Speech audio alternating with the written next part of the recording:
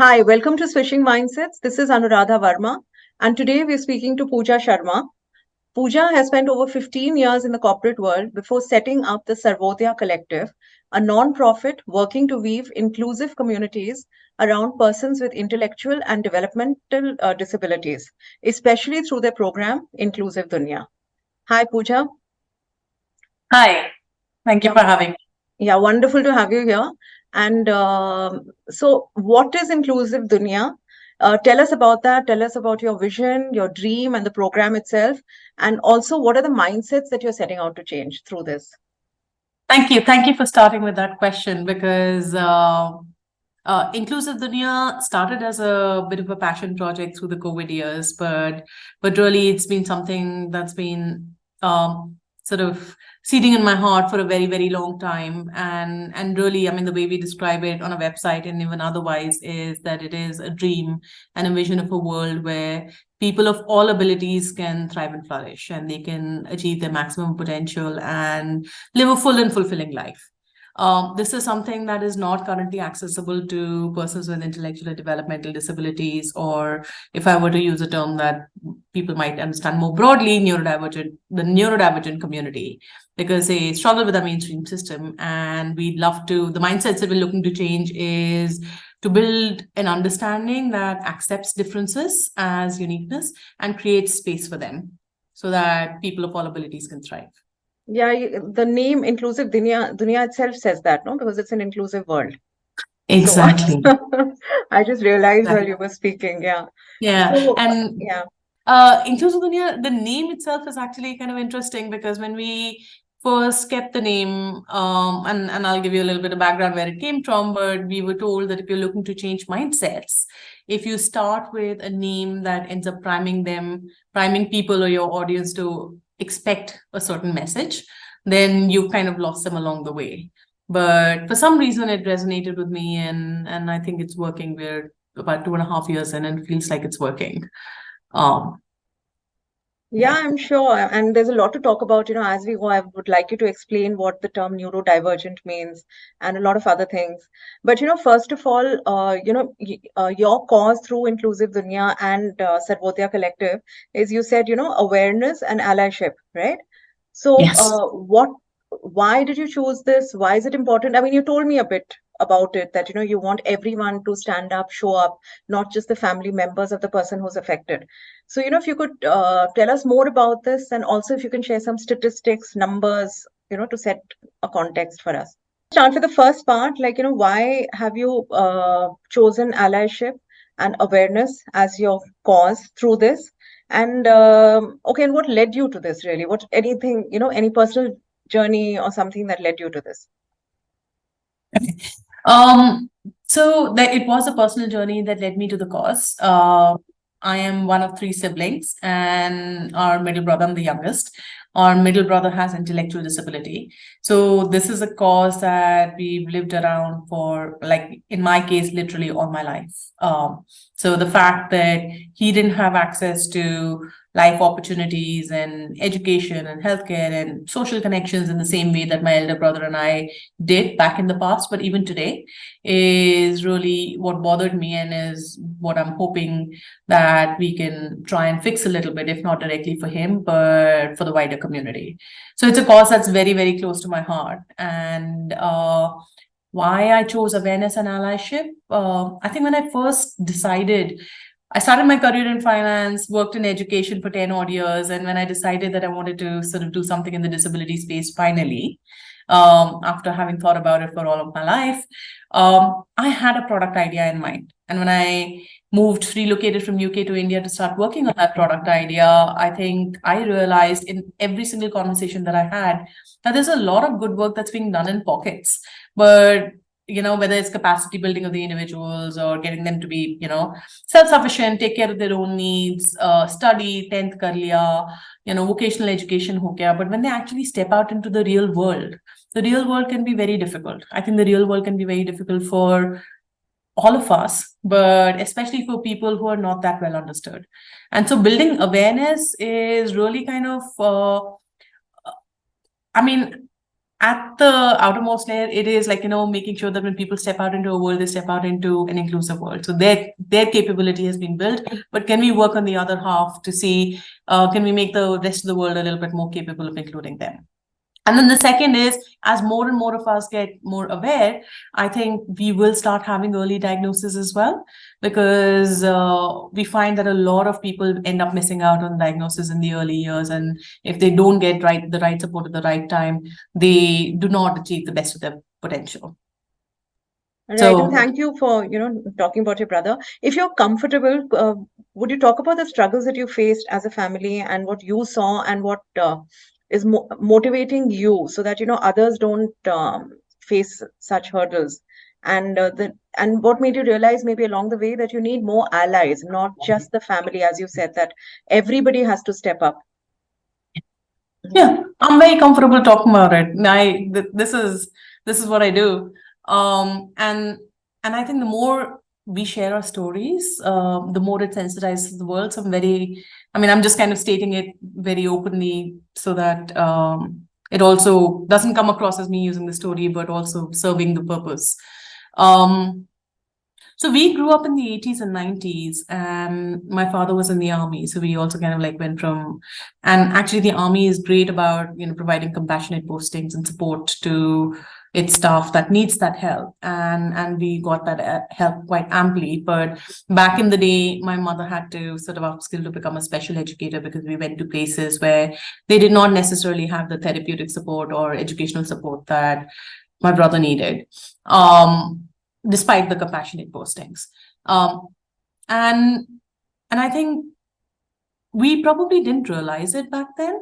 But, now when I connect with my friends, now that I've started doing this work, and I connect with some of my friends from our childhood years, they say, oh, hame yaad hai, tum bhaiya ke saath ghumte the, like, club mein. So, I don't kind of remember my childhood as being sort of left out or left behind. That's not the memory or the sentiment that I have. But if someone tells me that you were spending a majority of your time sort of, bringing your brother along or sitting with him in some way, maybe that was part of our experience as well. And that is why I feel so strongly about everyone being included, and not families not being left behind.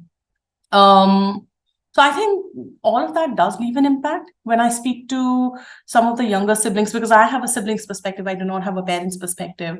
When I speak to the younger siblings, I'm in my 40s. So, even the guys who are in their late teens or early 20s, I find their experiences very similar. So, there is a sense of early parentification that happens. You end up becoming a caregiver without, even if somebody doesn't actually sort of impose that. Like very recently, just a few days back, a parent called me and their older son is in the 11th grade.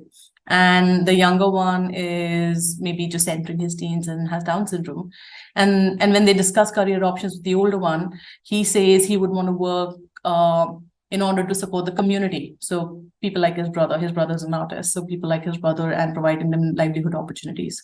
And that's a beautiful sentiment and it's really inspiring, but it also sort of speaks to, his life experience, as happy as it is, he feels the need to show up for a cause in a way that a teen otherwise wouldn't. And I don't know if I'd use the word struggle, but it definitely is something that leaves an impression and influences siblings very strongly. Yeah, absolutely. Because you need to know that if you fall down, there's somebody to take hold of you, And if you're with your brother, let's say unconsciously, you didn't even realize it. You need to be there because you don't know if anybody else would be there if there's a problem, right? So it would be really nice if you knew that, okay, the world is a good place, a kind place. We talk so much about kindness and inclusivity today. That, somebody will take care, or, the system will take care, or there are things like there are small steps being taken now. So hopefully. But yeah, that, brings us to this, that how does one support the main caregiver? What are the ways that one can? And in for parents, with children, they always worry about who will take care of them when they are no more, things like that. And, again, what you said that, we don't have to just rely on the government and NGOs, etc. We all need to step up. So, can you talk about that. Like, why is this needed, first of all? I mean, you've already kind of explained why it's needed, but, in more detail, why is it needed? How can it be done? So, yeah. How can we support the caregivers? I think support takes multiple forms. And I think one of them, I mean, something as basic as, my bacha is not following the same developmental, milestones as other kids, and what might be wrong. Who should I consult? What should I do? So the starting point, I think, is credible information and building those support pathways for caregivers. The second is, once they've had a diagnosis in the news, it obviously sets them down a very different life journey than what they envisioned. So it becomes a life journey of caregiving as opposed to, I mean, it is parenting, but there is like a heavier element of caregiving in that. So there is a need for emotional support and handholding at the time as they're going through their acceptance journey. And then obviously, as they kind of, go through their life journey, their parenting experience is atypical. So at any point in time, there are support groups who kind of step forward and they work really well for parents, because there will be some senior parents who will share their experience. They will say, हमारे बच्चे के साथ भी ऐसे हुआ था when they were hitting teen years, or here's a doctor that you can speak to, here's how you can handle this situation. So having access to a support community is very, very important. And I think for all of these subsegments, whether it's Down syndrome or autism, there are support communities around, and people end up like, they do end up kind of connecting with them, and there's some pretty good work being done to also sort of systematically put out a directory of support groups. But I think alongside that, it's also very important to for others to step forward. So it shouldn't be that if there is a family that has a neurodivergent child, they end up on a parallel journey to the mainstream society. So they shouldn't be left out of the family circle. So if there's a mother, they're I think it does fall upon their friends and family and siblings and extended family to learn a little bit more about the issue, to learn how they could include them. So for example, shadi ho rahi hai to music thoda dheere kar do if somebody has a sensory sensitivity, or if there's a food requirement, what could you be doing, or how could you actually accommodate a family's need so that they can come along. And none of this is really difficult in our cultural context, because in the Indian cultural context, we know how to do it for seniors. So जब हमारे दादा दादी होते हैं या कोई और होता है, we make all of those accommodations. वो सीढ़ियों के ऊपर नहीं चढ़ सकते तो एक रैंप लगा दो या उनके लिए व्हीलचेयर ऑर्गेनाइज कर दो. So if we were a little bit more conscious and proactive about understanding what the needs of a neurodivergent young person might be, or even an adult, and make a concerted effort to include them all along, I think that does a whole lot for the emotional and mental well-being of the caregivers as well, because they don't feel like they're being left behind in life. And that is very, very important, that they continue to enjoy their life and access. And agar caregiver include nahi hoga to bachcha kaise include hoga? That's also a thing. No, true, because I think what one would assume is कि oh वो देख लेंगे, parents देख लेंगे क्या करना है. But I think just a small conversation that what do you need if you are also to come for the wedding or for the event or something, what do you need from us? Even that I think would be a big step. Yeah, that would be a big step. And I mean, very often I hear parents say, we invite all the classmates for the birthday parties, but my child doesn't get invited. So your child may not be the best friends, but could you create an environment where there are play dates, or some respite services for the parents? The mom can go and get a pedicure done. Simple things. Simple things, yeah. And as a society, what can we do? There's already, there's a lot of talk about mainstreaming education and not having, inclusive classrooms. And also, like, maybe, we can learn the language of the deaf, we can learn sign language. And, it's easy, it's fun. So it's fun to learn for other children as well, So maybe things like that, small things like this. I mean, they're obviously small things, and you mentioned education, but, it's something that it's a space that we're starting to engage with, but it's also a space where I think, despite the best of intentions and the most positive policy frameworks with the right to education, RPWD, which actually guarantees education to every individual with disabilities, and, focus on inclusion with the NEP, there's still a lot of work to be done to make sure that individuals with disabilities, especially neurodivergence, end up in classrooms. And very often neurodivergence can go undiagnosed. And I mean, like, there are all sorts of numbers. You'd asked me for numbers earlier. and so maybe this is the point I touch upon them. They say we don't have good solid data on this, but depending on what you include within the scope of neurodiversity, they say 20% could be neurodivergent. And this includes your, specific learning disabilities, autism, ADHD, everything, intellectual disability, all of that. So if you have so many individuals, you definitely have people in the classroom. If their needs are not supported, they end up falling out of the classrooms. And that's where segregation starts. So either exclusion or segregation actually starts in our educational institutions. And if we can fix that, then somewhere over a generation, we would have fixed the inclusion issue. There is a lot of talk about mainstreaming, as you said, but I think while we're making those systemic changes, I think the big wrapper around that is attitudes and mindsets, which is why our focus is also on attitudes and mindsets. So the systemic changes need to happen. So if we speak within the educational context, curriculum needs to change, content needs to change, people's understanding of learning needs to change, teachers need to be upskilled, schools need to be sort of made more accessible. But while we're doing all of that, I think all of that would be more effective if people had the right attitudes. People would be willing to invest more time, money, resources, energy, effort into creating inclusive experiences and working with all sorts of stakeholders. And obviously, more sensitization leads to more inclusion. So the attitudes and mindsets is a very critical wrap around any systemic change work that we're doing. Right. And, I was looking at the statistics that you'd shared with me earlier, and it said that if it were a country, the estimated number, it would come under the top 50 most populous countries. Yes. That's how many there are. Yeah. And Yeah. this is a very rough number. So, within the IDD space, the intellectual and developmental disability space, people say it's between 2 to 3% of India's population. So that roughly comes to about 35 million if you take 2.5% number. And that is within the top 40 to 50 countries population. But if you look at the broader definition of neurodiversity, then the numbers that are thrown around are one, and there are no good statistics or data around this. And that is part of the problem. How do you solve for a problem if you don't know the scale of the issue? But if it's 1 in 7 or 1 in 5, that's like every 5th person. Yeah, that's a lot. And like you said, the problem is also that a lot of it goes undiagnosed. A lot of it goes undiagnosed. For many years. Yeah. So, Pooja, we're talking, close to December 3rd, which is, the International Day of Persons with Disabilities. And the theme for 2023 is United in Action to Rescue and Achieve the SDGs for, with, and by persons with disabilities.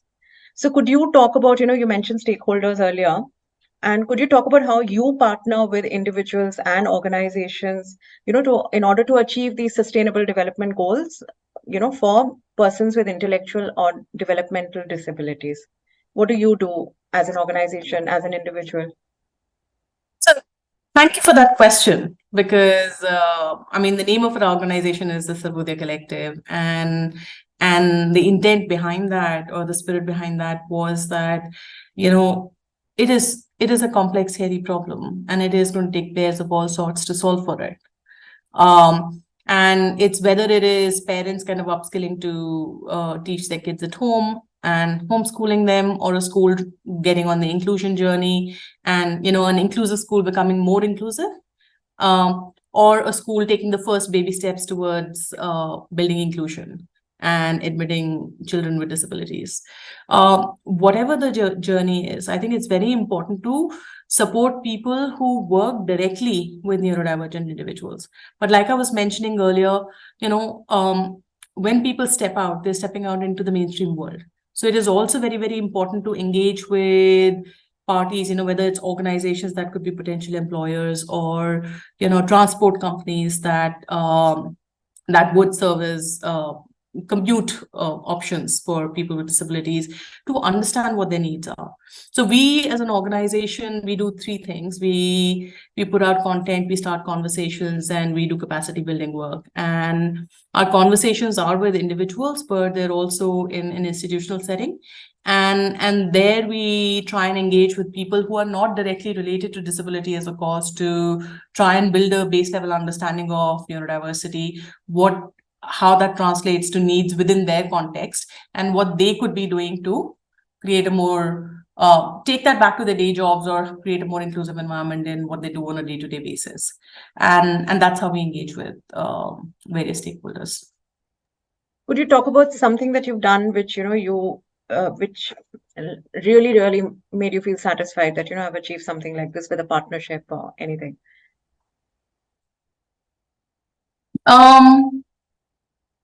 So the one thing that we did last year, so like I mentioned, for about a decade, I worked in the education space. So last year we did a bunch of trainings for Byju's as an organization, where they were looking to weave neurodiversity through all of their offerings, which I think is, despite all the controversy surrounding their business and their conduct, I think that was a really positive step taken by their social initiatives team. And that gave us an opportunity to engage with people from various functions within the Byju's setup. So the product, tech, teachers, students, fellows on the ground, and engage with them to give them a base level understanding of neurodiversity, what it means for their job, and what they could be doing. So if you're a product owner, how could you be working to understand the needs of an autistic learner and what that means for the product that you're building? Or if you were doing a technology, could you actually build like a modular platform that would allow for people to, in a more cost-effective way, sort of build different products. So that was the first corporate that we engaged with, and I was very pleased about that, because it felt like, it allowed me to combine like two different aspects of, my understanding of education, the education value chain, and disability, and sort of offer something really meaningful. And so it was professionally very satisfying for me, and we got very good feedback from the team as well.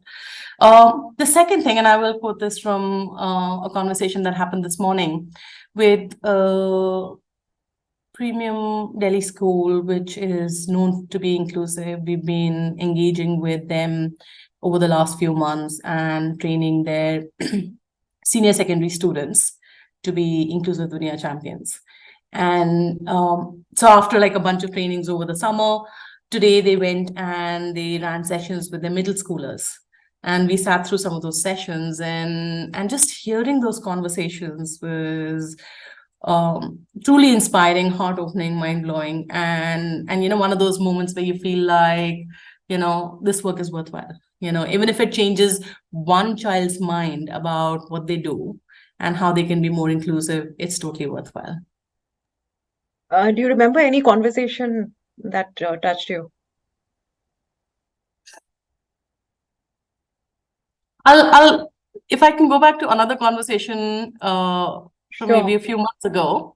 I don't want to talk about the conversation, because a lot of the kids that we saw today were talking about their differences or their uniqueness or different interests without really talking about disability.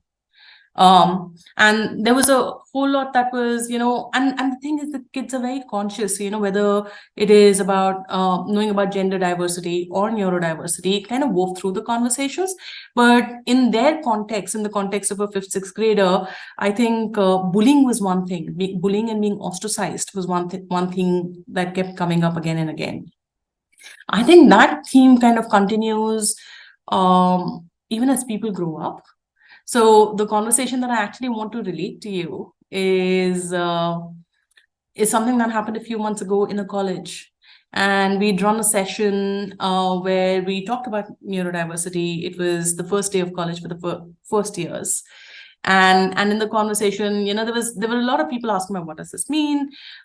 Is OCD neurodiversity as well? So while it is not within the scope of what we cover, well, I guess it is. And we ended up having a lot of conversations about how we include people, how do we widen the circle, how do we ensure that the one who's including doesn't end up getting excluded. And it was really beautiful. And then this person reached out to me later on social media, and said, it was my first day of college today and I have OCD. And when you asked if anyone is neurodivergent in the hall, I didn't want to raise my hand, but I actually felt a lot safer about college because I heard what everyone else was saying. And we've been running conversations for about 1.5 years. So it's relatively new. It's not something that we've been doing for a very long time. We are a young organization, but it was one of those things that really reinforced the power of a conversation to me, that, there is somebody who will feel safe about the next 3 years, about where they're spending the next 3 years, will be more comfortable in their skin, will be more comfortable bringing 100% of themselves to the table because there was an open conversation that they witnessed. And that is why it's important to have more and more conversations. Yeah, I'm like that student pointed out, you're creating safe spaces. Yeah. Basically, yeah. So, what is neurodiversity? And could you give some examples? Like they said, is OCD neurodivergent, behavior. So we don't know, right? Even I'm not sure, but this word is thrown around a lot now. And so I think it makes sense for us to really understand what it is that we're talking about. So neurodiversity is really just normal changes and variations in the human brain and cognition. And it impacts your sociability, your communication skills, it impacts how you process information. And like the word says, it is a diversity in the way you take in and, how your neural networks work. It can take the form of something like, within our scope, we include intellectual disability, Down syndrome, which typically occurs with intellectual disability, autism, ADHD, and specific learning disabilities. So those are the 4 or 5 things that we include within our scope. And it feels like an evolving term. It is something that was put out by Judy Singer as part of the research that she did back in the day. But so if you ask her, she will have a specific definition. But I think as with all colloquial things, it's our understanding or what we include within the scope of that is always evolving. So something like an OCD or other mental illnesses do get included in neurodiversity because that is also a function of how your brain processes and responds to information. I think what's worth remembering is what I said, like, it's just a difference. So if you actually think about that difference, we think about neurodiversity as something that sits outside of the normal. But it is diversity, which means that every single one of us is different. So me and my brother, who look almost identical, are very different in the way we process information. We are very different in the way we, in our personalities. Twins can be very different. Kids who sit on the same bench in a class could be very different, even though they're exposed to exactly the same kind of an environment, either in the school or at home. It just means that there is a diversity in the way we process the information, and we need to accept that. Now, where it becomes a disability is where, that diversity does not have an opportunity to thrive. And which means that, the systems are built for if you map them and they come out on a bell curve, the systems are built for the chunky middle. So when we talk about neurodiversity in the more, common way, we say neurotypical hai, neurodivergent hai. But actually neurodiversity is like every one of us is different and every one of us is unique. And that's what it represents, the diversity of how our brain processes stuff. Yeah. So I have 2 questions. One is that, suppose, there may be somebody who just can't count to save their life, even if it's just a bill, it happens, a lot of us, and somebody who's terrible at spellings or somebody else who's excellent at spellings. So that is also kind of diversity, right? That's diverse behavior. And so in its mildest form, what is neurodivergent behavior? And also, when we talk about Down syndrome, we talk about ADHD and things like that, autism spectrum. Can we use the umbrella term neurodivergent to cover all these? Is that the right way to go? I think you can. A lot of people assume that neurodiversity and autism are synonyms, but neurodiversity, as I described, is just a difference in the way you process information. So specific learning disabilities like dyslexia or dyscalculia would also be something that falls within neurodiversity. So it is okay to use that term more broadly. And you asked what is it in its mildest form. I think it's very difficult to, unlike something like an intellectual disability, which is defined by, there is a percentage cutoff of what your IQ needs to be. So below 70 is what qualifies, an IQ of below 70 qualifies as intellectual disability. Unlike that, like an autism spectrum is literally a spectrum across multiple traits. So there is no one definition of what mild is. So while the DSM would say, there are different grades, but actually it manifests differently for different people. And I would also say this, and I don't, and I would love to explore this with professionals as well. Like we all grow in interaction with our environment. So somebody who has an IQ of 60, like if you're given two people who have an IQ of 60, which qualifies as a mild intellectual disability, and one of them has been provided support from the beginning and the other hasn't, they would grow up to be very different people in terms of their functional capability and their ability to function within the mainstream society. And the more exposure that they have, the more the brain grows. So that's important to remember as well. And that is why, that is a very important factor in the case for inclusion. That if you start segregating from the beginning, they will not have the exposure that's needed to grow. Yeah, we can't limit somebody's exposure because that just allows them to grow more. Really. Yeah. So you've been, doing a lot of awareness initiatives also through your comics and the postcards that I saw on Instagram. Could you talk about that a bit? And that's available as merchandise also, you said?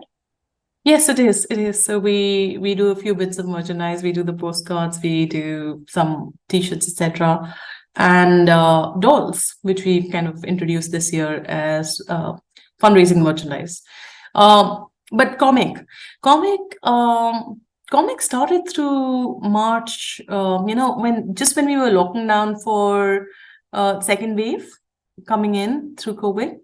So I'd done my first awareness campaign in my individual capacity in August 2020.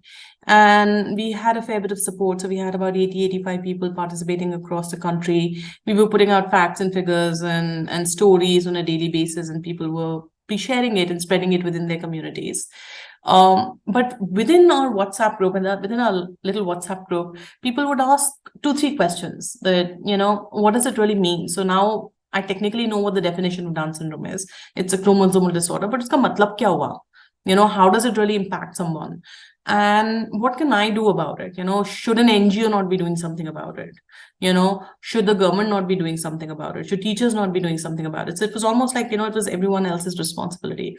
So the comic started as a way of sort of responding to those 2 questions. Because we were coming up to the 1-year anniversary, and I was like, here are questions that people asked, and can we respond to those questions in a way that tells them a little bit better than like a simple fact? Me saying that 35 million people versus actually showing what inclusion looks like of those 35 million people might be a better way to do it. So we introduced the comic in August 2021, exactly a year from the first awareness campaign. And every single strip basically does 2 things. It illustrates one aspect of the lived experience of disability. To answer the question, uska matlab kya hua? And because this is not something you can simulate, unlike like a visual impairment, where also you cannot simulate the full lived experience of disability, but you can actually do something, you blindfold and, you can, a person might struggle and they might develop some empathy. With something like an autism, I can't simulate it. I can only illustrate it and hope that, people are able to connect with it. The second thing that the stories do is they show how you can show up as a friend and an ally in that particular situation. So if somebody is having a meltdown, what can you do? If somebody has sensory sensitivities, what could you do? If somebody with Down syndrome, they have muscle hyptonia, you go on a trek and they're getting tired more easily than the rest of the group, what can you do? You know, you don't have to be a doctor, you don't have to be a therapist, just as a normal, decent human being and a friend, how can you show up? So that's what the comics do. And we launched the comic in August 2021. But when we were thinking about the format, we were like, you know, how do we tell these stories without quantificating? You know, and that's when we were like, you know, there's Naina and she lives in Inclusive Duniya, and from Inclusive Duniya she sends these postcards which tell the story. So all of these stories are short form and they touch upon like one aspect, but you know, that's why we call it postcards. So it's postcards from Inclusive Duniya. And because it started like that, our first merchandise was like physical postcards. So what has the response been like? What have you heard back from people? It's been very good, Anuradha, because when we did the comic, we did the comic first as just a 21-part series. So we thought we'd put out 3 strips a week, and for 7 weeks, starting the 1st of August, we will do for 7 weeks, and that was the plan. But over that 7-week period, we actually got very positive feedback from within the community, saying that they liked the way we were talking about disability, that it was factual, it was not brushing over the issue, it was not brushing over the struggles, but it was respectful. And they would want to, so, you know, a lot of them were resharing it, a lot of them were loving it, liking it in the social media terms, and coming back and saying, can we use this content to build awareness in our community? And that's what give me the sense that we're on to something and maybe we should continue. So if you see the first 21 CDs, 21 were done in a different style. And then we had to go and, you know, find a new artist to do the work. And so then we just continued. And now we have more than 160 comics that are out on Instagram. We put them on Instagram because we want them to be freely available. We don't want any issues of order karenge, aayega, 200 ka hai, 400 ka hai. All of this content is freely available on Instagram for people to use. And the conversations came out of that because people would come to us and say, can we use this content to build awareness? And you're like, yes, you can, but can we help you in that? Can we help structure the conversation for you to make sure that the point truly lands? And that's how the conversation started. I think, there's a lot of fear if, like you talked about, somebody having a meltdown, how do you handle it? If you're on a trek and somebody's tired, there's a lot of fear like, oh, if we go on a trek with this person, what will we do if that person can't keep up or they fall ill or they have a meltdown? So these things, I think they take away that fear because you just bring it into normal discourse, normal conversation. So it's easier, it's an open conversation. Yeah. And normalizing is very important because, what we understand, we're able to accept and we're able to respond to appropriately. So all of this is just a bit to build that understanding. Yeah. And again, about the merchandise, what can one buy? Where can one buy it? What is available? So the postcards, we have a few different designs of the postcards. We also put out t-shirts with a simple hashtag or with some of our comic designs, tote bags. And we've just done an Naina dolls. So I was recently on a road trip to help build awareness, and for the first time we did a doll. So that would be available as well. And we are in the process of updating our website to make it available. But in the meanwhile, if somebody dropped us a message on Instagram, we would respond to it. Great. And you mentioned your road trip. Yeah, tell me. And our Instagram handle is Inclusive Duniya. Inclusive Duniya. Great. So, you were talking about your road trip. So I don't want to say anything. You tell us all about it. You start. Thank you for the opportunity. It is probably one of the most exciting things I have ever done, besides starting the comic and Inclusive Duniya. So for the last 10, 12 years, I have known about Mongol Rally, which is run by this group called the Adventurers that are based in the UK. And it is a rally that used to initially go to Mongolia, but now because of conflicts in the region, it ended up being a slightly different format where it was designed like a treasure hunt, and a treasure hunt across Europe. So we did the rally with 75 other teams, and these rallies are done for charity. And we did it for Inclusive Duniya. So we were India's first all-women team, the 3rd team ever to go from India, but the first all-women's team to go from here. And we did 30 countries and nearly 30,000 kilometers. and it was very exciting. We did this over an 8-week period. It was a great way to not just see Europe, but also, the countries that we drove through. We tried really hard to meet someone who was locally working on the neurodiversity course and see how people were handling it over there. And we were fortunate enough to do that in more than half the countries, and with the others where we kind of reached out, we're pursuing these as conversations after. So it was really good to, from an Inclusive Duniya perspective, to see दुनिया में करते क्या हैं लोग, how do they build inclusion in the rest of the dunya outside of India. And so we did that. And second, I think more importantly, we talk about neurodiversity, but where diversity is concerned, gender diversity is more exciting. So we got a lot of interest as an all-women's team about this adventure of ours, and I decided to combine the two. So wrote about these travels, still writing about it, because it spanned 53 days. So we're still writing about it and putting out notes from the meetings that I had and what I saw, what I discovered. And hopefully that helps shape our perspectives as well. Because, when people ask what is inclusion, it is not one or two things. It's like, 20,000 small things that come together to make an inclusive community. And I think traveling through the world and seeing how people do it differently kind of helped me discover what that might mean and bring out that nuance in a slightly interesting way. Yeah, it sounds great. And I'm sure there must have been so many, many things that you must have come across. But if, just a few, if you could talk about that, you saw someone, you said, oh, we can try this when I get back. Or, they're doing it so well. This is the perfect example of an inclusive dunya, something like that, some examples that you came away with, Sure. So one example, starting with the first point that you said, this is something different that they're doing that we could do.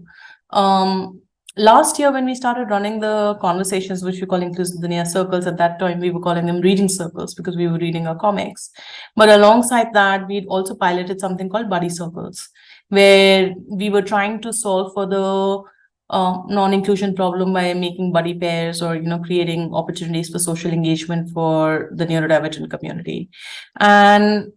And it's something that we found a little difficult to sustain at the time, and so put that on hold and double down on the reading circles. When we were driving through and looking at, how each country, like, when we were researching how each country sort of approaches inclusion, in Croatia, we found that they were introducing something called a Best Buddies program. And Best Buddies is an organization that's a US-based organization. They have chapters across the world.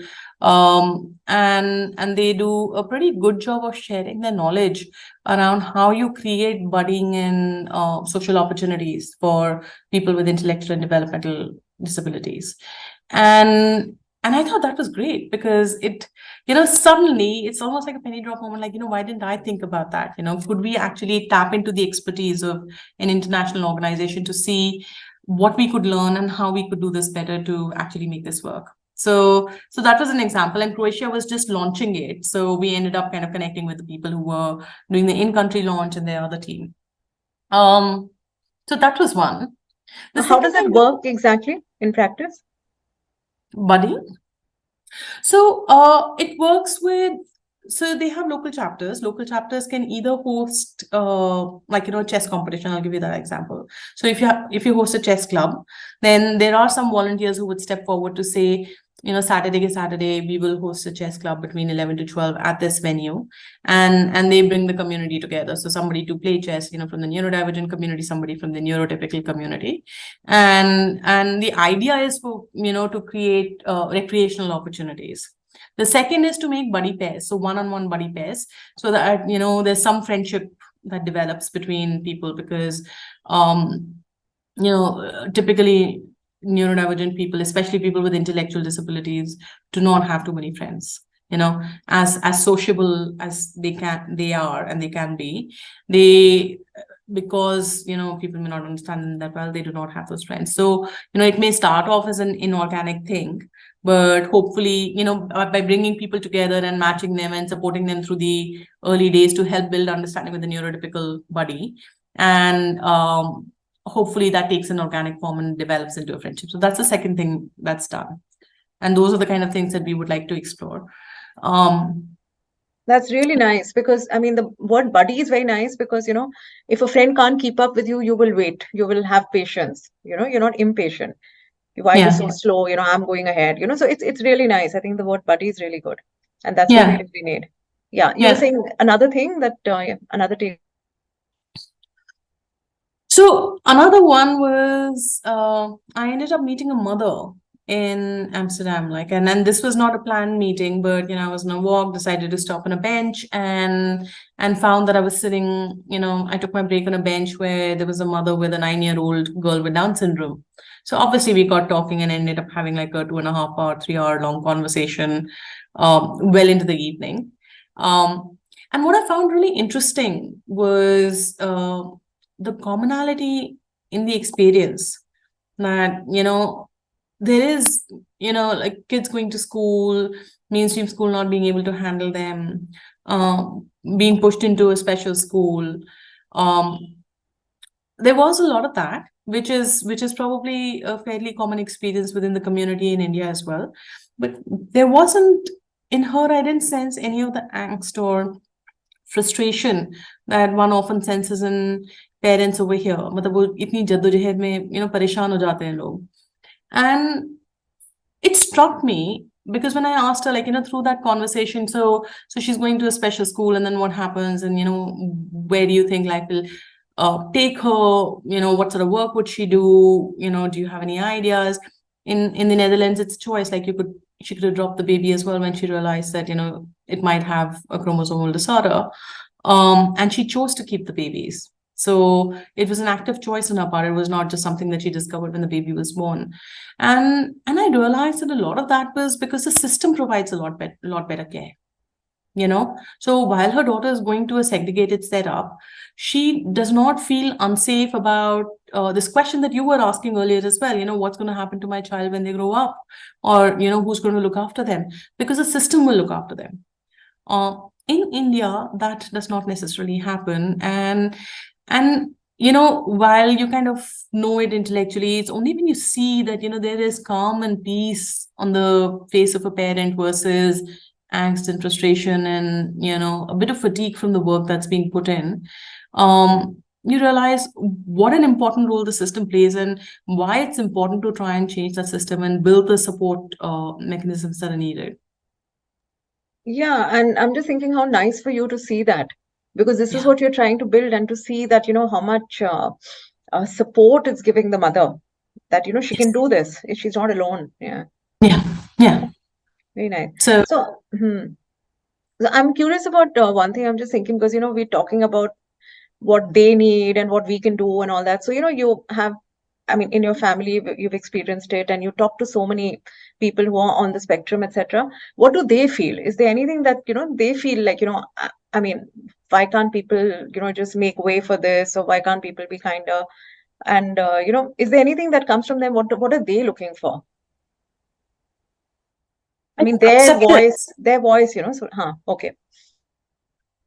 Thank you.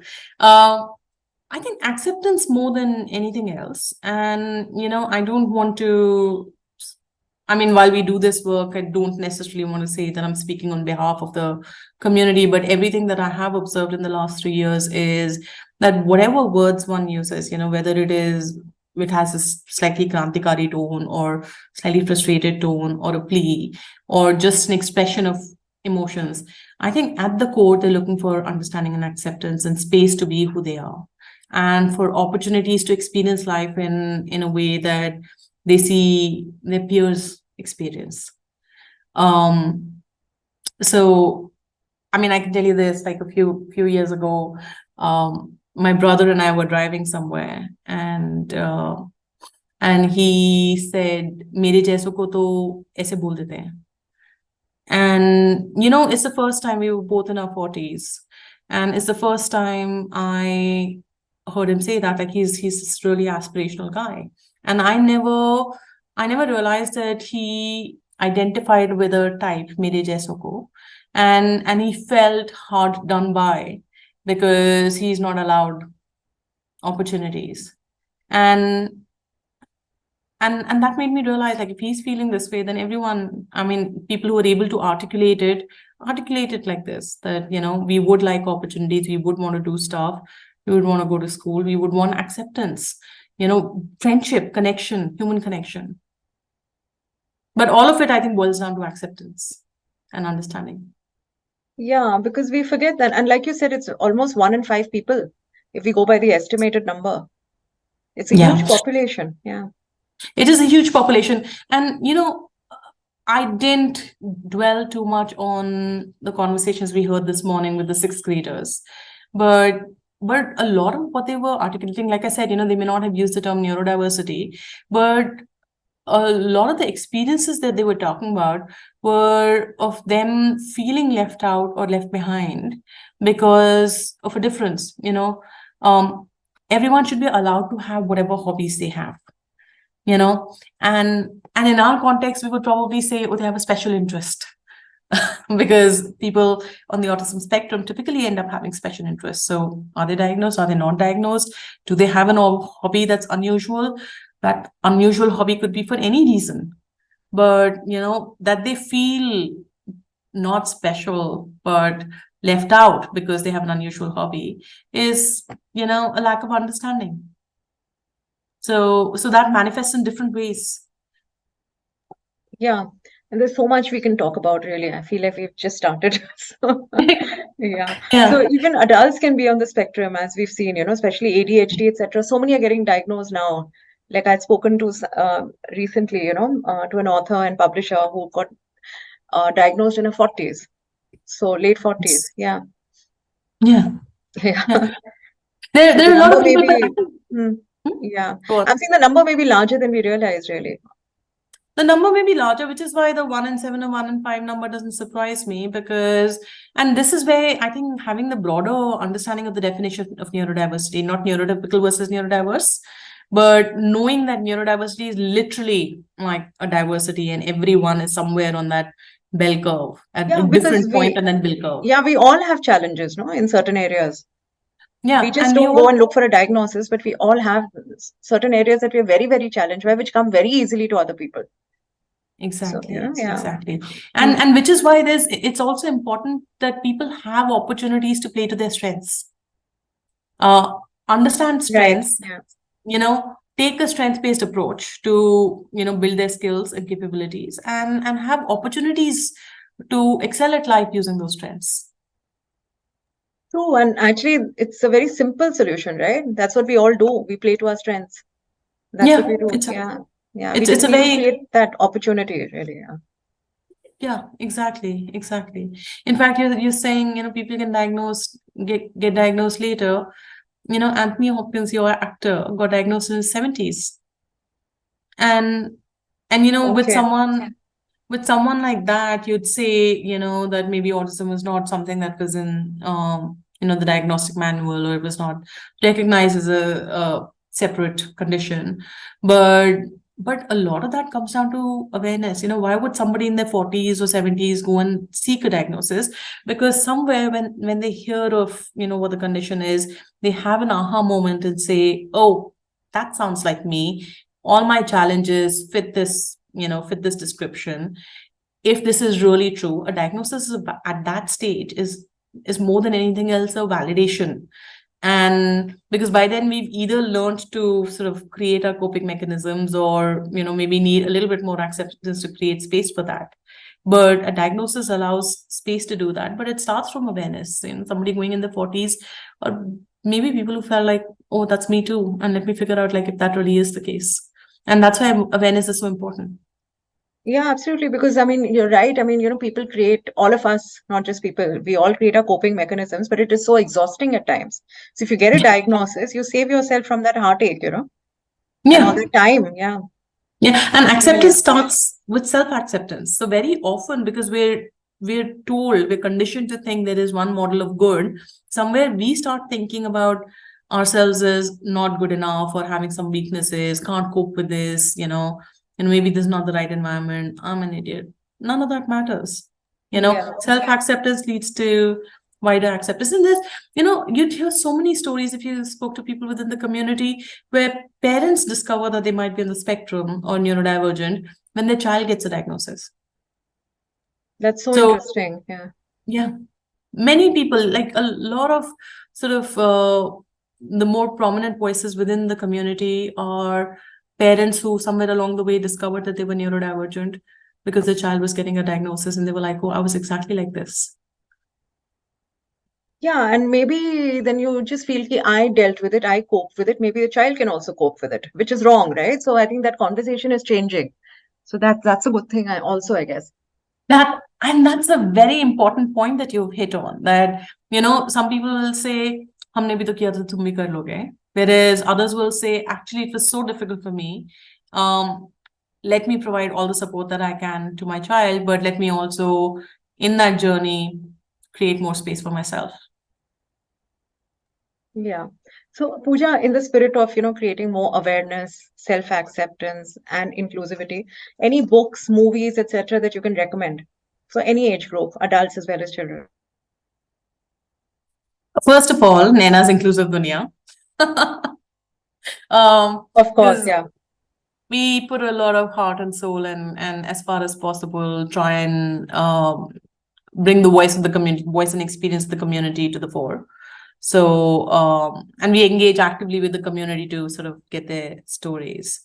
But a show that I really like is Atypical, and I like that show because it does a pretty good job of sort of sharing the journey of someone who's autistic, but also a very good job of sharing the journey of the family, how it can, what acceptance looks like, what parental acceptance, non-acceptance looks like, how a sibling shows up, that parentification of a sibling.